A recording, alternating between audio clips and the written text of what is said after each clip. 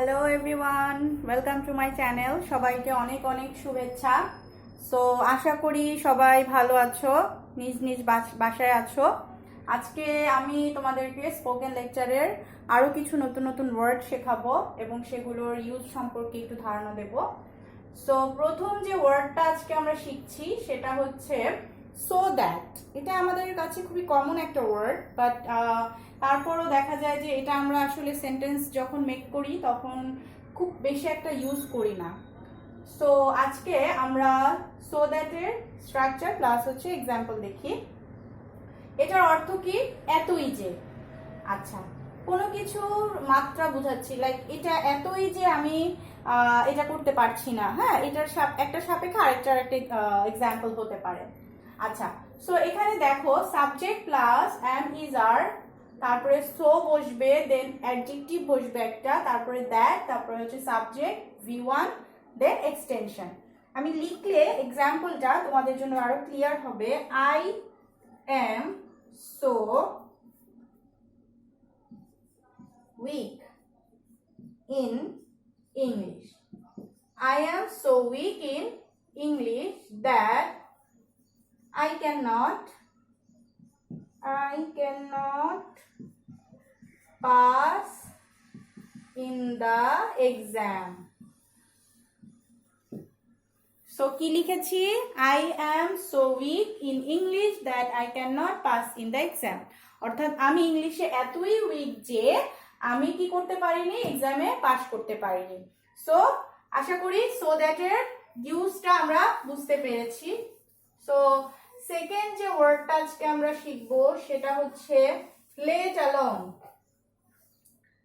Let alone মানে কি? Let alone শব্দের অর্থ হচ্ছে মানে তো দূরের কথা।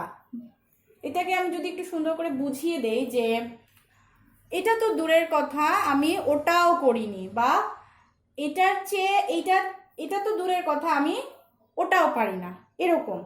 সো দেখো, আমরা যদি এটার স্ট্রাকচার লিখি তাহলে তোমাদের জন্য বুঝতে ইজি হবে। আচ্ছা, স্ট্রাকচারটা হচ্ছে subject plus verb plus easy task plus let alone plus হচ্ছে হার্ড বা ডিফিকাল্ট, যেটাই তোমরা লিখো, হার্ড টাস্ক। ওকে, তার মানে কি দাঁড়ালো? সাবজেক্ট বসবে, ভার্ব বসবে, দেন বসবে ইজি টাস্ক। ইজি টাস্ক কিরকম হতে পারে? লাইক কোনো একটা দুইটা ওয়ার্কের মধ্যে আমি হচ্ছে কম্পেয়ার করতে চাচ্ছি, সো এখানে আমি একটা সহজ কাজ রাখবো এবং আরেকটা হচ্ছে কঠিন কাজ রাখবো। সো এই দুইটা কাজের মধ্যে আমি কি করবো, এখন কম্পেয়ার করবো যে আমি এই কাজটাও করিনি, তো ওইটা তো দূরের কথা, এরকম। আচ্ছা, এক্সাম্পল দেখি আমরা। এক্সাম্পল দেখলে আরো ক্লিয়ার হবে। আচ্ছা, তো এক্সাম্পলটা দেখো। হি ক্যান নট স্পিক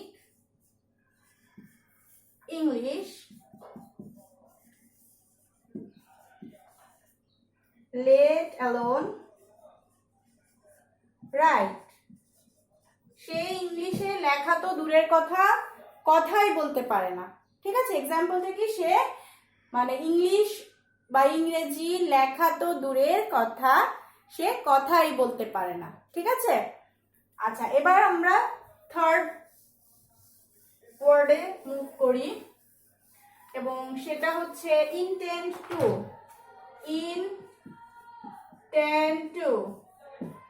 তার মানে হচ্ছে এটার ওয়ার্ডের মানে কি? কিছু করার ইচ্ছে, কিছু করার ইচ্ছে। স্ট্রাকচারটা কি হবে? Subject plus intend to V1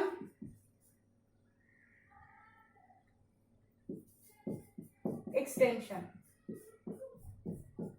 এক্সাম্পলটা লিখে ফেলি। I intend to learn English.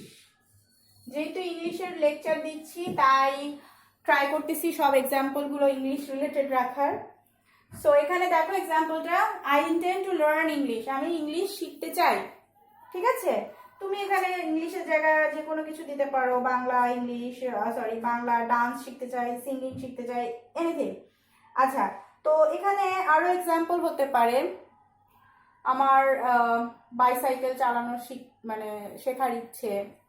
ঠিক আছে, আমরা এটা এক্সাম্পল ওয়াইজ চেঞ্জ করে নিতে পারবো, এটা আমাদের প্রবলেম হবে না।